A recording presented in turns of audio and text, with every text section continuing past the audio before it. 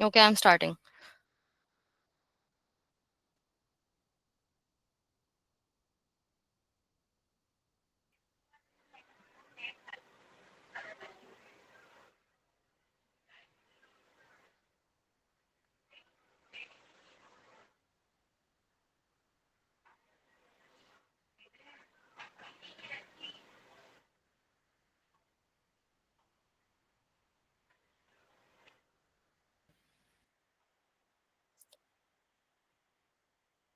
Assalamu alaikum and a very warm welcome.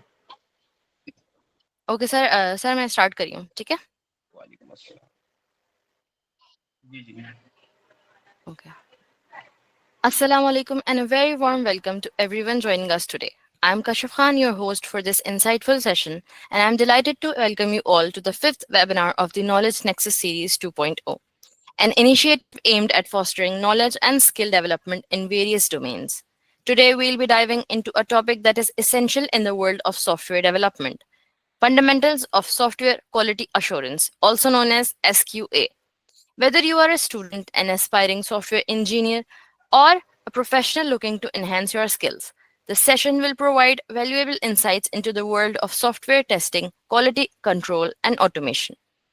To help us explore this subject, we are honored to have with us our guest, Mohammad Munib, a passionate software engineer and an expert in software quality assurance.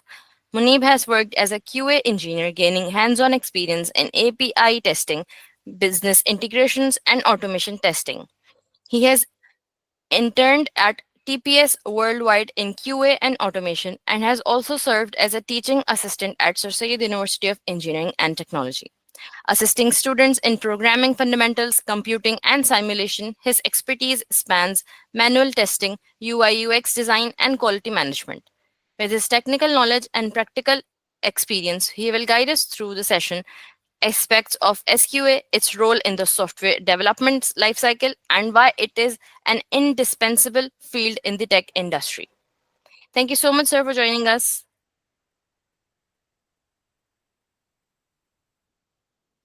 Thank you. Okay, so before we begin, अस्सलाम I'd वालेकुम like to first remind. Of all. Yes, sir, continue. नहीं, continue please. Before we begin, I would like to remind everyone that this is an interactive session, so you all can drop your questions in the chat box, and we'll have a dedicated Q&A segment towards the end of the session where our guest will address your queries. Sir, please give your intro. Okay. First of all, जो आज का जो seminar का webinar का जो topic है वो है फंडामेंटल्स ऑफ एसक्यूए। सबसे पहले मैं जो हमारे सामने जो पीपीटी खुली हुई है, मैं इसको थोड़ा सा मैं इसका एक ओवरव्यू आप लोगों को देना चाहूँगा कि फंडामेंटल्स ऑफ एसक्यूए है क्या, और एसक्यूए होता क्या है, एसक्यूए अंदर कौन कौन सी चीज़ें होती हैं जो होनी चाहिए। तो वो थोड़ा सा मैं आपको एक ओवरव्यू में आप लोगों को दे देता हूँ एसक्यूए के बारे में। सबसे पहले एसक्यूए होता क्या है। एसक्यूए जो है वो, इसकी जो फुल फॉर्म है वो है सॉफ्टवेयर क्वालिटी इंश्योरेंस। बेसिकली एसक्यूए जो है वो हमारी किसी भी प्रोडक्ट की या प्रोजेक्ट की जो क्वालिटी होती है या जो रिक्वायरमेंट होती है, बेसिकली उसको वो मीट करता है। हम जब भी प्रोडक्ट जो है वो क्लाइंट को देते हैं, उससे पहले हम उसकी सारी रिक्वायरमेंट को फुलफिल करते हैं। हम उसकी पहले प्लानिंग करते हैं, फिर उसकी मॉनिटरिंग करते हैं, टेस्टिंग करते हैं, हम उसकी क्वालिटी को जो है वो इम्प्रूव करने की कोशिश करते हैं डेवलपमेंट के थ्रू। जैसे कि आप लोगों को पता ही है कि H D L C phases, आप लोग फेमिलियर होंगे उसके नाम से। एच डी एल सी जो है उसके अंदर 7 फेजेस होते हैं। आपका प्लानिंग हो गया, रिक्वायरमेंट हो गया, डिजाइनिंग हो गई, कोडिंग हो गई, टेस्टिंग हो गई, एंड आपका मेंटेनेंस, आपका डिप्लॉयमेंट हो गई, आपकी मेंटेनेंस हो गई। इसी तरह एसक्यूए के अंदर भी 4 मेन जो होते हैं वो प्रोसेस होते हैं। आपका प्लानिंग होता है, आपका मॉनिटरिंग होता है, आपका कंट्रोल होता है, और आपका देन मेंटेनेंस होती है।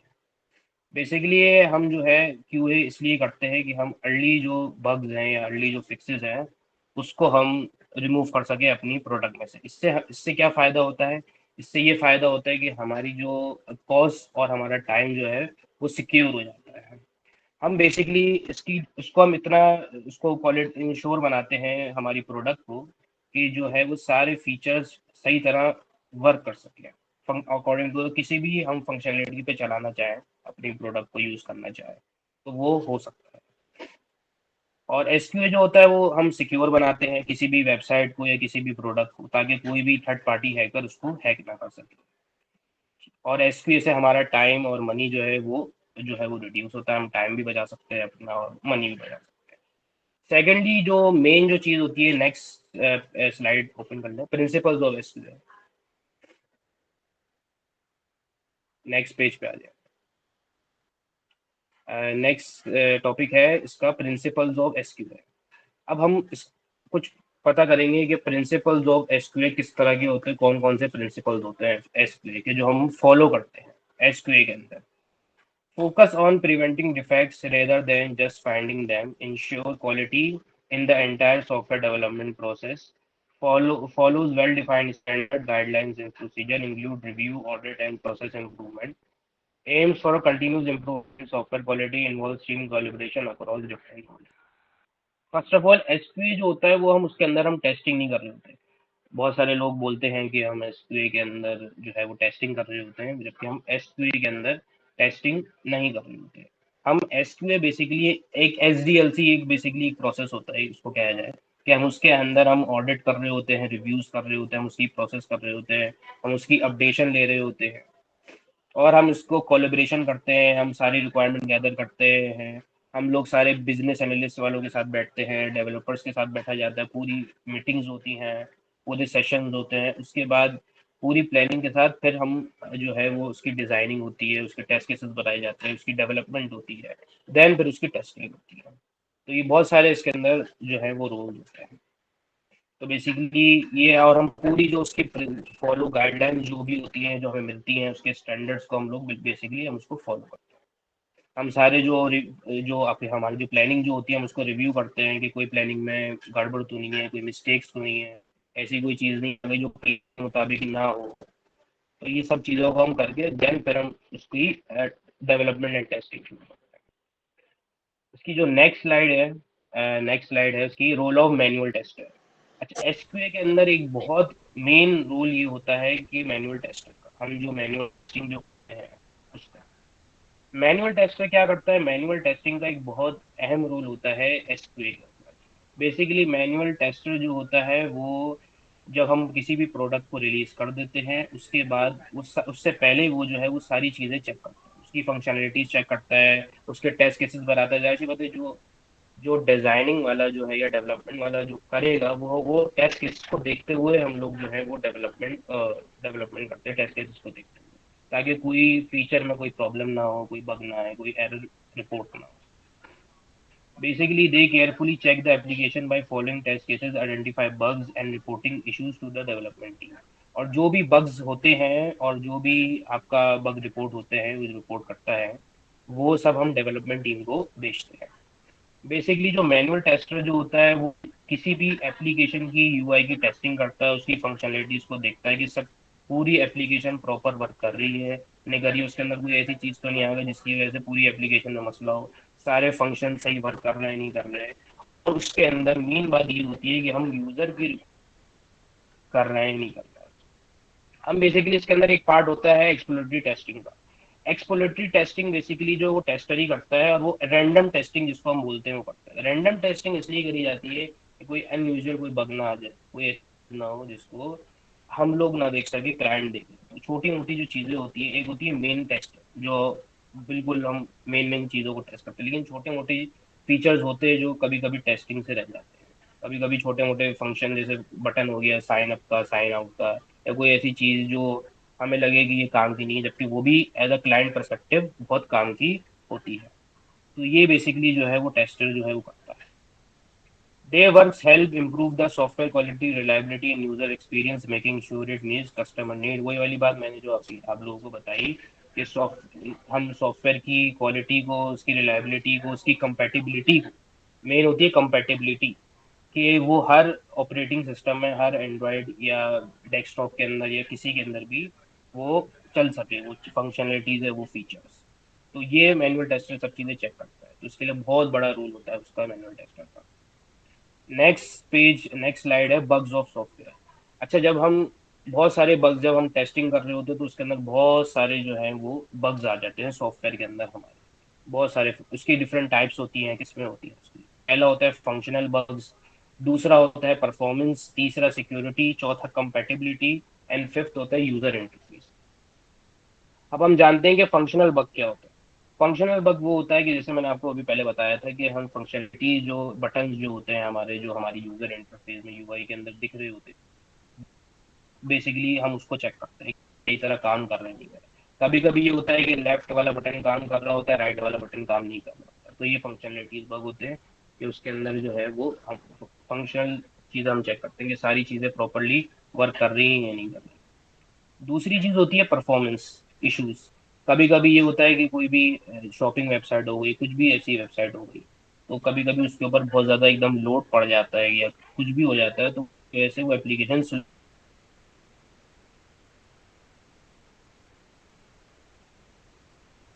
हो जाती है, फिर हो जाती है, उसका पीछे का जो डेटा है वो जो है सही वर्क कर पा रहा है।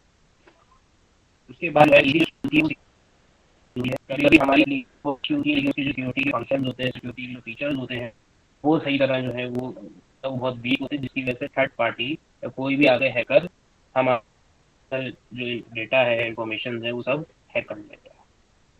चौथी चीज़ ये होती है कि कंपैटिबिलिटी इश्यूज, जैसे मैंने पहले बताया कि कंपैटिबिलिटी इश्यूज बहुत आते हैं कि अगर हमने कोई भी प्रोडक्ट है या कोई भी ऐसी एप्लीकेशन वगैरह है, वो सही तरह काम नहीं करती, वो किसी ब्राउजर पे काम नहीं कर रही है, वो किसी ऑपरेटिंग सिस्टम पे काम नहीं कर रही है।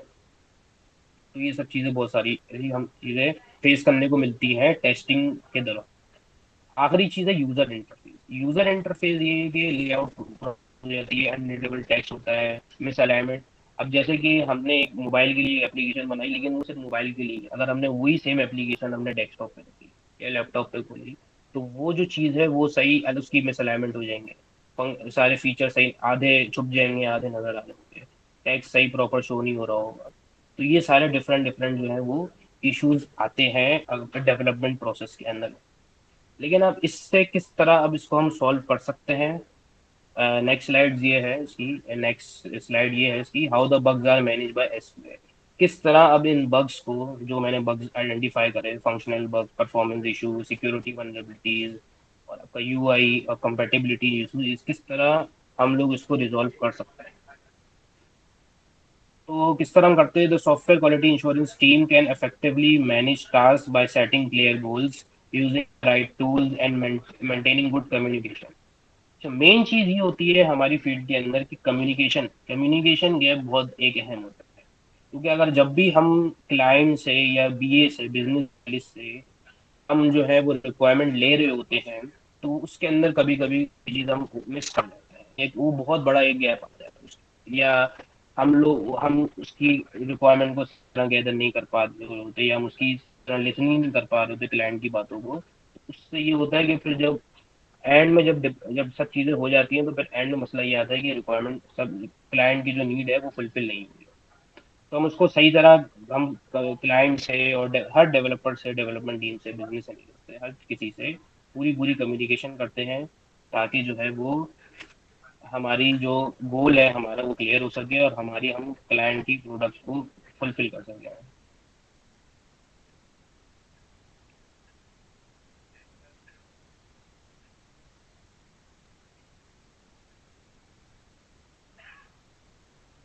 इसके बाद ये है कि आपका,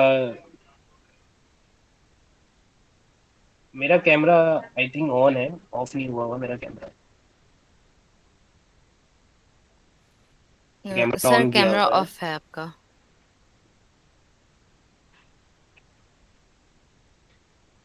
जी कैमरा मेरा ऑन है। स्क्रीन पे सर शो नहीं हो रहा।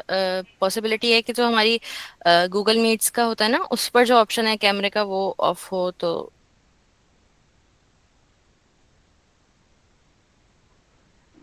मेरे पास मैंने तो अब अपनी तरफ मैंने अपना कैमरा ऑन किया हुआ है, मतलब एक मिनट।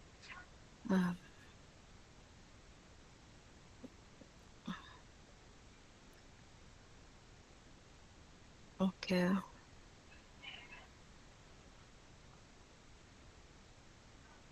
ये आपका भी अच्छा, 1 मिनट में दोबारा ओपन जी। बंद करके खोल लेता हूँ। हम्म, ठीक है। नज़र आ रहा है? नहीं सर, अभी भी आपके आइकन आ रहा है बट आपका कैमरा ओपन नहीं है। अच्छा, तो मैं कंटिन्यू कर रहा हूँ। मैंने तो अपने मेरे मुझे तो शो हो रहा हूँ, मतलब मुझे तो मेरे पास से तो ऑन है कैमरा। ओके। अब आई दानियाल, इज इट थिंक ये पॉसिबल क्या। कि आपके पास ऑप्शन आ रहा हो?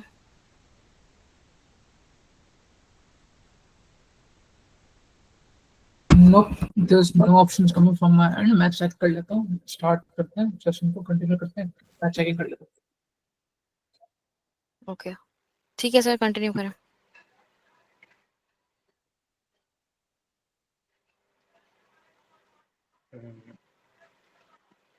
Okay okay, I will uh, continue. जी sir.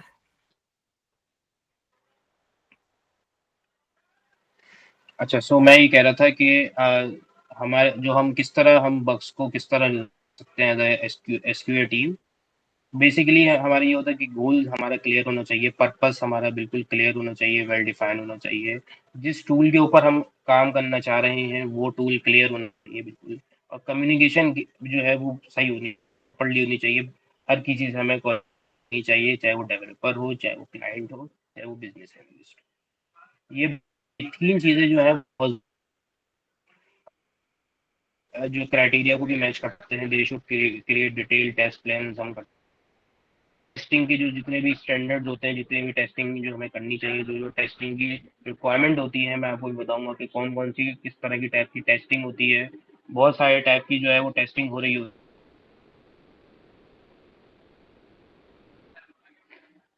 And regularly reviews their work to catch issue. इस पे अपडेट दे रहे होते हैं, और अगर कोई बग रिव्यूज ले रहे होते हैं फिर हम उसके अपडेशन बग कोई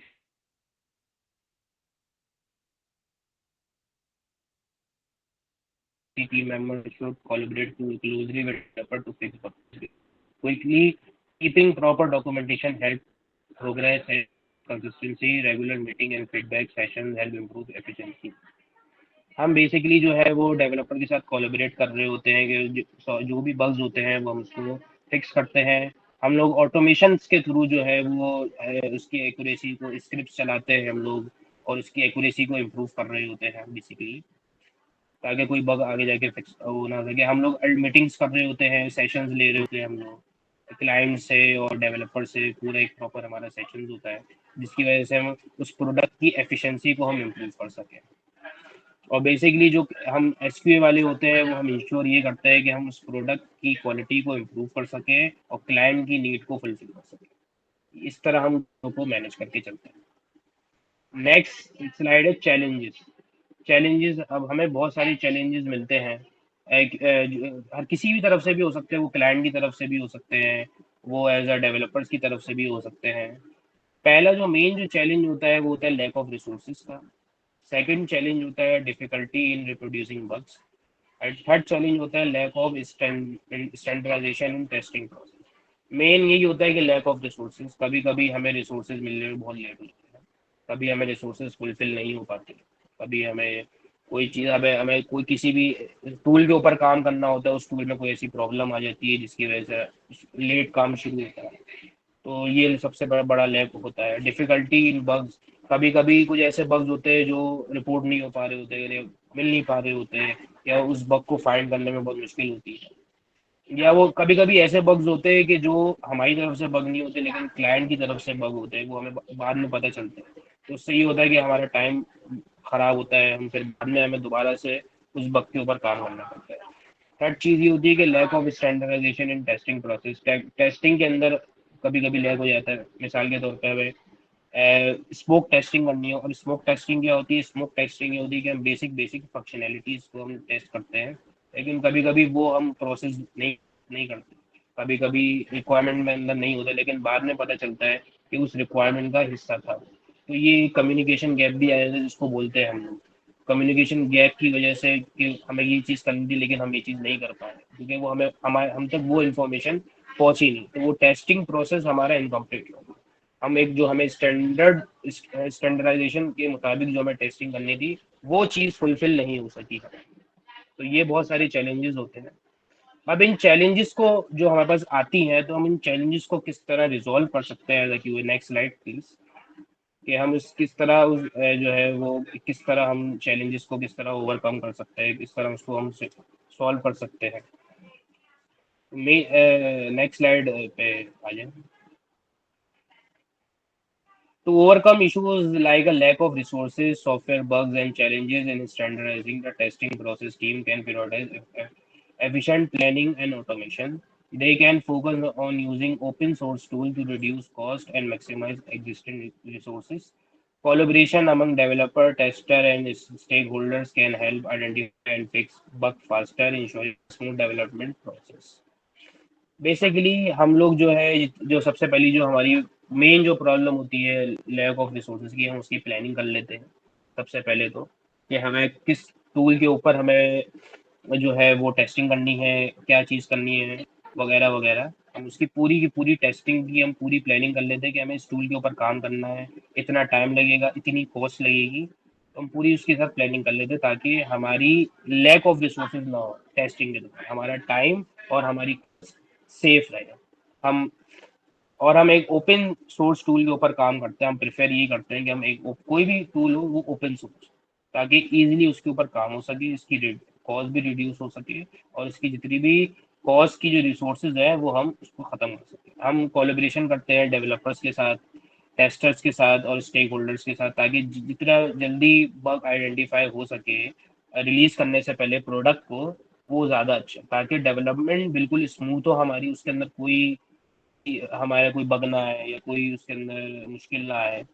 तो हम इसका हम बहुत ख्याल रखते हैं कि हम हर चीज़ को प्लानिंग के साथ चलें ताकि हमारी प्रॉब्लम ना हो।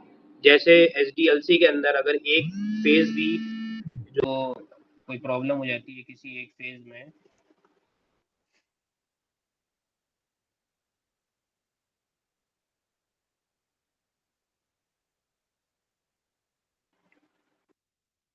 प्रॉब्लम हो जाती है तो बड़ा मसला हो जाता है। अब जैसे कि हमने रिक्वायरमेंट, पहले होता है रिक्वायरमेंट, फिर प्लानिंग होता है। अगर अगर रिक्वायरमेंट में ही कोई इश्यूज आ गया या हमारी क्लाइंट की तरफ से हमने सही रिक्वायरमेंट गैदर नहीं करी, उसमें बड़े जो है वो इश्यूज आ जाते हैं। फिर हमें दोबारा से रिक्वायरमेंट जो है वो गैदर करनी पड़ेगी, हर चीज़ पर हमें दोबारा से करनी पड़ेगी। उसके लिए ये होता है कि बहुत टाइम हमारी और कॉस्ट हमारा बहुत वेस्ट हो जाता है। और हमें जितनी भी गाइडलाइन है हम उसको फुलफिल करते हैं। हम ट्रेनिंग देते हैं जो अगर also help team update and tackle challenges effectively। हम कोई भी ऐसा नया चैलेंज आता है हमारे सामने या कोई भी ऐसी चीज होती है जो हमें नहीं पता होती, तो हम इसका एक प्रॉपर सेशन होता है। जैसे मैं एक सेशन दे रहा हूँ अभी आप लोगों को वेबिनार के थ्रू, इसी तरह के हमारे जो है वो डिफरेंट डिफरेंट जो है वो डिफरेंट हमारे जो है वो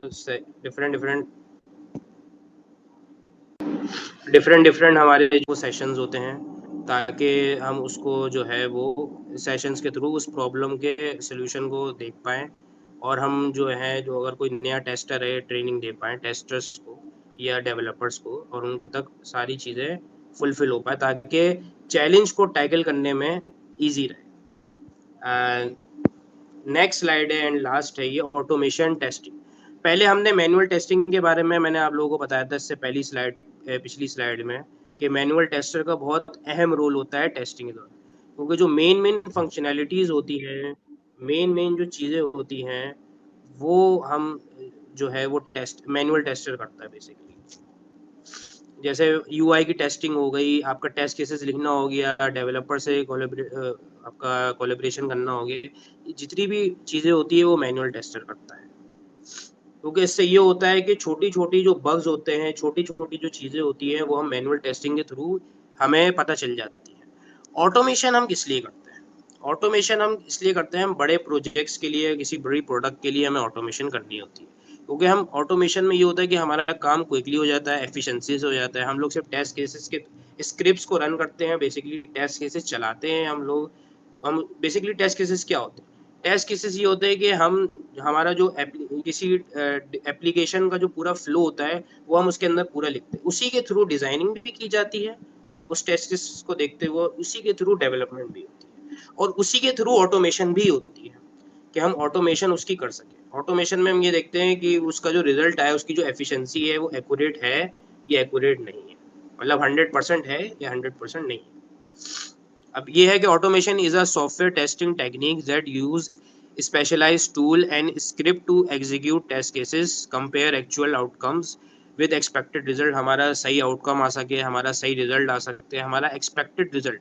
एक्चुअल रिजल्ट इसमें नहीं आता, मतलब एक्चुअल रिजल्ट मतलब ये होता है कि 99% एक्यूरेसी तक आ सकता है, लेकिन 100% नहीं हो सकता ऑटोमेशन के। हमारा एक्सपेक्टेड रिजल्ट जो हम एक्सपेक्ट कर रहे होते हैं, एक पूरी रिपोर्ट बन के आती है ऑटोमेशन के बाद, कि एक पूरी ग्राफ के थ्रू एक पूरी रिपोर्ट जारी होती है कि इसके इस प्रोडक्ट में या इस एप्लीकेशन में कितने % की एफिशिएंसी है, मतलब ये सही काम कर रही है, इसके सारे फीचर्स, जो हम सारे फीचर्स मैन्युअली टेस्ट करते हैं वो हम ऑटोमेशन यानी हम उसको स्क्रिप्ट्स के थ्रू भी टेस्ट करते हैं कि वो सारे फीचर्स सही काम कर रहे हैं, according to the plan, according to the requirement वो सही काम कर रहे हैं। ये बेसिकली हम ऑटोमेशन के अंदर करते हैं। It enhance efficiency, accuracy and coverage by reducing manual efforts। इससे ये होता है कि हमारी जो मैनुअल जो एफर्ट होती है वो बच जाती है हमारी। It enhance efficiency, accuracy and coverage by reducing manual effort and allowing repeated tests to be performed quickly and consistently। Automation testing is widely used in software development to validate functionalities. हम उसकी functionalities को validate करते हैं, उसकी performance को check करते हैं हम लोग कि उसकी परफॉर्मेंस जो है वो सही है या नहीं है, कितने % वो काम कर रहा है नहीं कर रहा। परफॉर्मेंस के अंदर भी बहुत सारी चीजें आ सकती है। परफॉर्मेंस के अंदर हम लोग सिक्योरिटी चेक करते हैं, सिक्योरिटी की वल्नरेबिलिटीज जो मैंने आपको बताया था कि वो कितना सिक्योर है, कोई थर्ड पार्टी या कोई ऐसा थर्ड बंदा जो हैक ना कर ले, तो वो सब चीज़ों को हम इसके अंदर चेक करते हैं ऑटोमेशन के। अच्छा, कुछ टूल्स होते हैं ऑटोमेशन के। अब मैं उम्मीद करता हूँ बिगिनर्स के लिए मैं आपको बता देता हूँ कि कुछ 3-4 टूल्स हैं जो बहुत अच्छे हैं, जिस पे आप लोग भी काम कर सकते हैं, सीख सकते हैं चीज़ें। यूट्यूब से सीख लें, कोर्सेरा से सीख लें, यूडेमी से सीख लें, बहुत सारी ऐसी चीज़ें हैं जो आप लोग सीख सकते हैं। लेकिन मैं आप लोगों को यही प्रेफर करूँगा कि आप लोग सबसे बेस्ट जो ऑटोमेशन का टूल होता है वो सेलेनियम होता है। आप लोग सेलेनियम सीखें, वेब एप्लीकेशन के लिए बेसिकली काम आता है।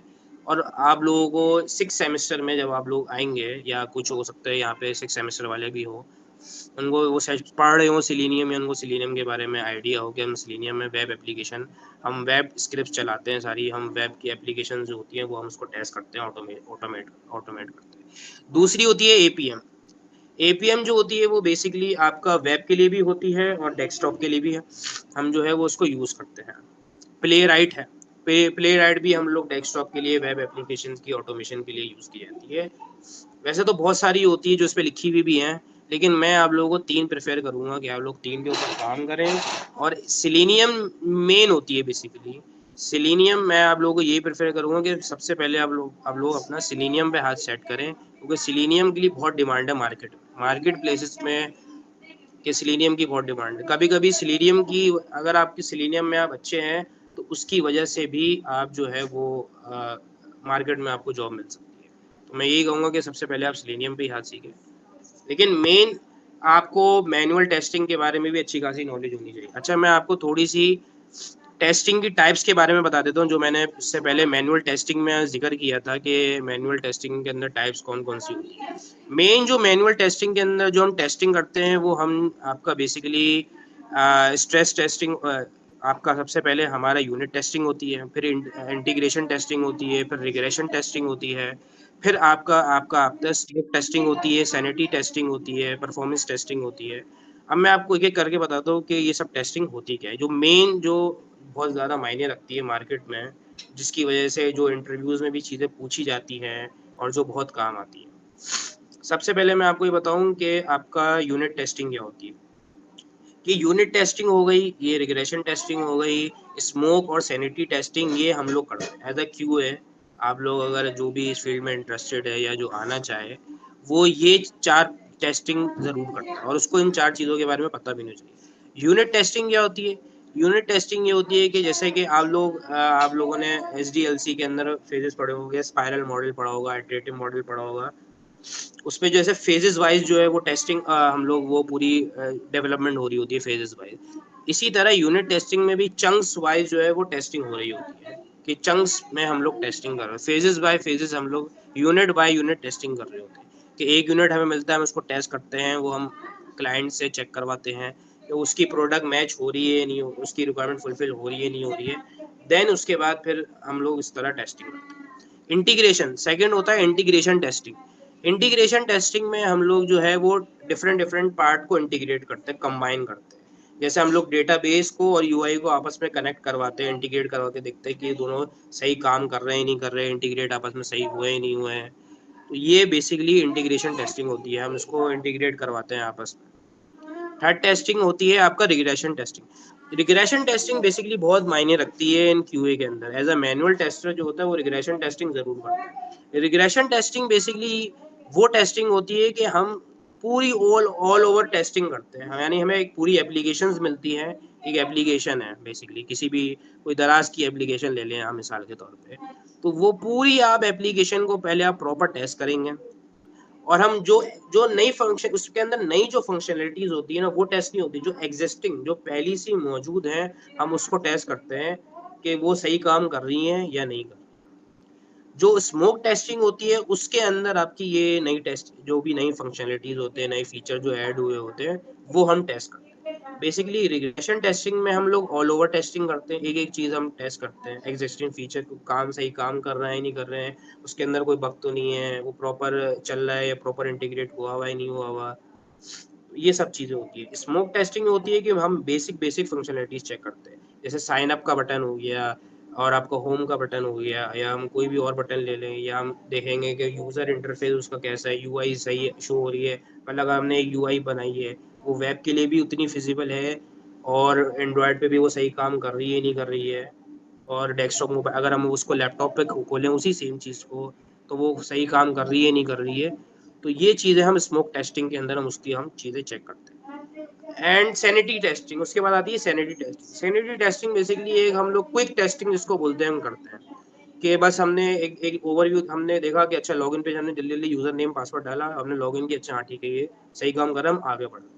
हम इतना डिटेल में नहीं जाते, अब फॉरन क्विक जिसको, इससे हमारा टाइम और कॉस्ट दोनों सेव हो जाती है। उसके बाद और भी टेस्टिंग होती है, परफॉर्मेंस टेस्टिंग हो गई, आपका सिक्योरिटी टेस्टिंग। सिक्योरिटी टेस्टिंग मैंने आपको पहले जो है वो बता चुका हूँ कि सिक्योरिटी टेस्टिंग में हम लोग बहुत सारी सिक्योरिटीज़ को चेक करते हैं कि सारी सिक्योरिटी सही परफॉर्म हो रही है या नहीं हो रही है, कोई थर्ड पार्टी हैक तो नहीं कर रहा। हम इतनी वेबसाइट को हम सिक्योर बनाते हैं कि कोई हैक ना कर सके हमारी एप्लीकेशंस को, ताकि हमारा पर्सनल डेटा जो है वो लीक ना हो सके। तो ये सब जो है वो मेन टेस्टिंग आती है क्यूए के अंदर, जो बहुत मायने रखती है मार्केट के थ्रू। आप जब मार्केट में जाएंगे, इंटरव्यूज देने जाएंगे, तो आपसे यही सब सवाल होते हैं कि ये टेस्टिंग, ये वाली टेस्टिंग कौन सी होती है, ये वाली टेस्टिंग कौन सी होती है। फंक्शनल टेस्टिंग और नॉन फंक्शनल टेस्टिंग ये होती है। फंक्शनल टेस्टिंग मैं आपको बता चुका हूँ, जैसे ये यूनिट टेस्टिंग, रिग्रेशन टेस्टिंग, ये सब चीज़ें आपकी स्मोक सैनिटी ये फंक्शनल टेस्टिंग में आती हैं।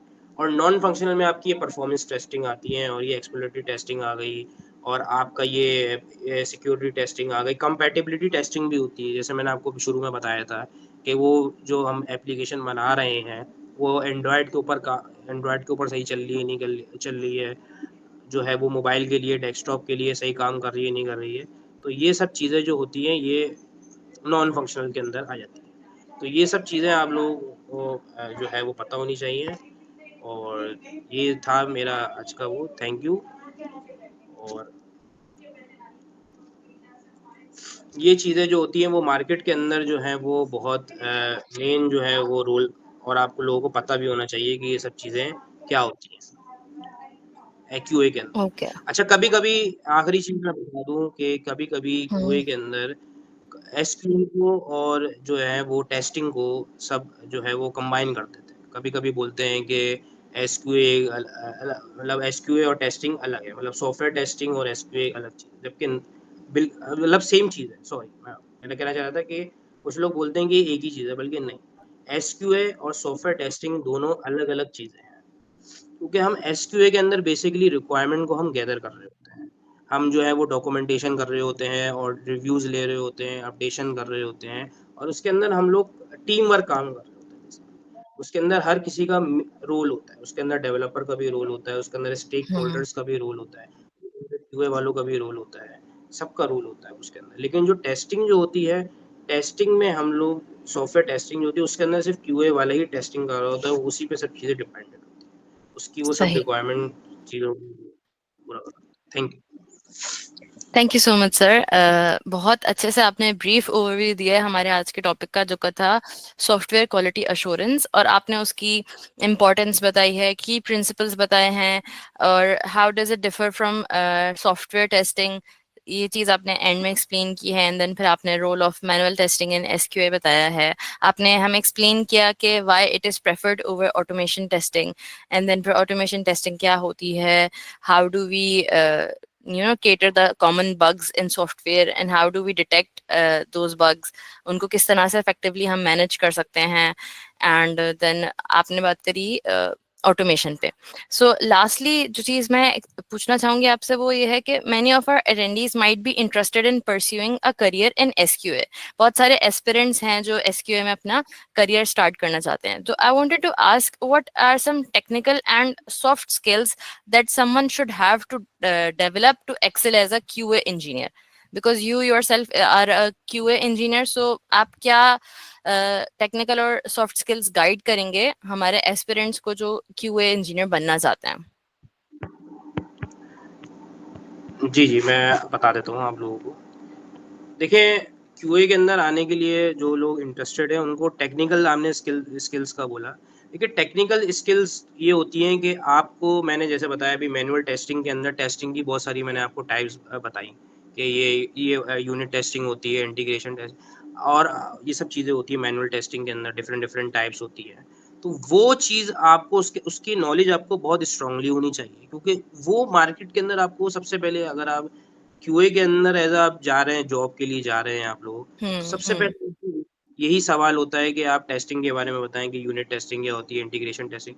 तो मैं बोलूँगा कि आपको मैनुअल और ऑटोमेशन टेस्टिंग पे बहुत स्ट्रांगली अंडरस्टैंड होना चाहिए कि फंक्शनल क्या होती है टेस्टिंग, रिग्रेशन क्या होती है, एक्सप्लोरेटरी टेस्टिंग क्या होती है, इंटीग्रेशन टेस्टिंग क्या होती है, ये सब चीज़ें आपको पता होनी चाहिए।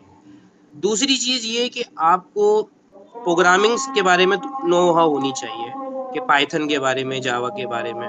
भले ही जावा के नहीं, लेकिन आजकल मार्केट में पाइथन और ये C sharp, C plus plus का बहुत जो है वो ट्रेंड चल रहा है। तो आपको, आपके पास इतने टूल्स हैं, इतनी चीज़ें आ गई हैं आपके पास, आप लोग कोर्स भी कर सकते हैं, यूडेमी हो गया, कोर्सेरा हो गया। लेकिन मैं प्रेफ़र करूँगा कि आपको अगर चीज़ें सीखनी है क्यूए की और आपको मार्केट में जाना है, तो सबसे बेस्ट जो है, जो जहाँ से मैंने भी सीखा है और अभी भी सीख रहा हूँ मैं, वो यूट्यूब है। आपको यूट्यूब पे हर चीज़ आपको मिल जाएगी। आप फ्री कोर्सेज़ भी हैं वहाँ पे, इतने कोर्सेज़ हैं, आप आराम से ईज़िली वो कोर्सेज़ जो है वो कर सकते हैं, उसको आप प्रिफ़ेयर कर सकते हैं। उसकी जो है वो टेस्टिंग आप, मतलब उसके बारे में आप बहुत सारी नॉलेज ले सकते हैं, एसक्यूए के बारे में, इतनी चीज़ें हैं। आपको पूरी टेस्टिंग की डॉक्यूमेंट मिल जाएँगे, आपको वहाँ से आप चीज़ें सीख सकते हैं। तीसरी चीज़ ये कि और आपको ऑटोमेशन टूल्स के बारे में, जैसे मैंने आपको अभी बताया कि आपको, जैसे सेलेनियम के बारे में मैंने आपको बताया कि सेलेनियम के बारे में आपको नॉलेज होनी चाहिए, पता होना चाहिए आपको कि सेलेनियम क्या है और वो क्या किस तरह काम करता है, तो उसकी आपको नॉलेज होनी चाहिए, आपको थोड़ी बहुत। आपको सिक्योरिटी टेस्टिंग के बारे में पता होना चाहिए। ये सब टेक्निकल स्किल्स में आते हैं। आपको जितनी टेक्निकल चीज़ें हैं, टेक्निकल स्किल में ये आपकी सब चीज़ें आती हैं। सही। सॉफ्ट स्किल्स का आपने पूछा कि सॉफ्ट स्किल्स कौन-सी? सॉफ्ट स्किल्स के लिए सबसे पहले कम्युनिकेशन स्किल्स आपको बहुत अच्छी करनी होगी। कम्युनिकेशन बहुत ज़रूरी होती है हर जगह पे, चाहे आप किसी भी लेवल पे हो, आप यूनिवर्सिटी में हो, आप जो है वो किसी भी छोटी जगह पे हो या बड़े सॉफ्टवेयर हाउस में हो या छोटी कंपनी में हो, बैंक में हो, कहीं भी हो, कम्युनिकेशन स्किल्स बहुत आपकी स्ट्रॉन्ग होनी चाहिए। पहली बात, कि आपका कहीं आप किसी से भी बात करें या अगर आप किसी थर्ड बंदे को कोई चीज़ एक्सप्लेन करना चाहें या कोई भी चीज़ एक्सप्लेन करें, तो वो ईज़िली उसको समझ में भी आए, वो आपकी बात ईज़िली सुन भी ले और आप उसको ईज़िली कन्वे भी कर दें और वो आपको आराम से रिप्लाई भी कर सके। Problem solving, tech soft skill के अंदर प्रॉब्लम सॉल्विंग होनी चाहिए आपके अंदर, कि अगर आपको एक वक़्त में 2-2 काम पकड़ा दिए या आपको ऐसा कोई चीज़ हो गई कि आपको मल्टीटास्किंग जिसको हम बोलते हैं, तो वो भी आनी चाहिए आपके अंदर। प्रॉब्लम सॉल्विंग स्किल्स भी होनी चाहिए आपके अंदर।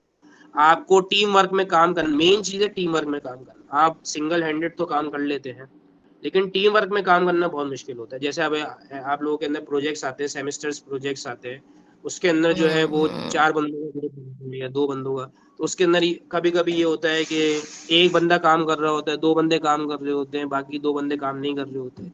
तो ये चीज बहुत गलत होती है। इससे ये होता है कि 2 बंदों को चीजें पता होती हैं और बाकी 2 लोगों को नहीं पता होती। तो ये चीज जो होती है वो बहुत जो है कभी कभी बड़ी बुरी होती है। तो ये है कि आपको टीम वर्क में काम आना चाहिए कि अगर एक काम है वो 4 बंदों में किस तरह डिवाइड किया जाए कि वही आप ये आधा काम उसको दे दें, आधा काम उसको दे दें, ताकि चारों उस एक प्रोजेक्ट में लगे रहें और चारों को पूरे प्रोजेक्ट के बारे में पता होना चाहिए। मेन बात ये भी होती है कि हर किसी को ये नहीं है, वो ये नहीं बोले कि यार इसने ये वाला काम था, फ्रंट एंड तो ये बना रहा था तो मुझे इसके बारे में पता नहीं कि फ्रंट एंड क्या होता है। और मुझे जो है वो, या अगर कोई बैक एंड के काम कर रहा है, कोई बैक एंड की चीजें बना रहा है, तो उसको बैक एंड, तीसरे बंदे को बैक एंड के बारे में पता नहीं है, वो बोल दे कि मैंने तो इसके बारे में, मुझे तो पता ही नहीं था, मैंने इस पे काम नहीं किया। ऐसा नहीं होना चाहिए। टीम वर्क में हर चीज जो है वो पता होनी चाहिए आपको। आप बस कंटिन्यूसली लर्निंग करते रहें उसकी चीजों, update.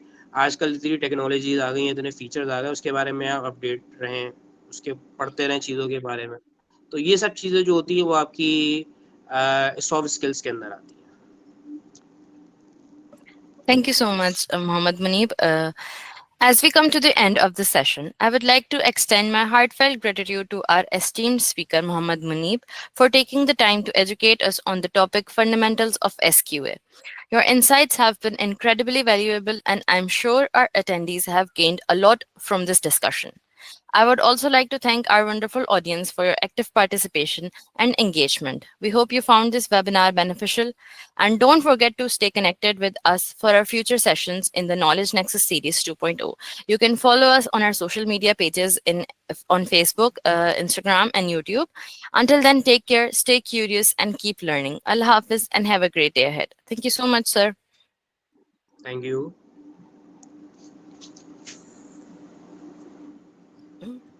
Daniel, end kar do meeting.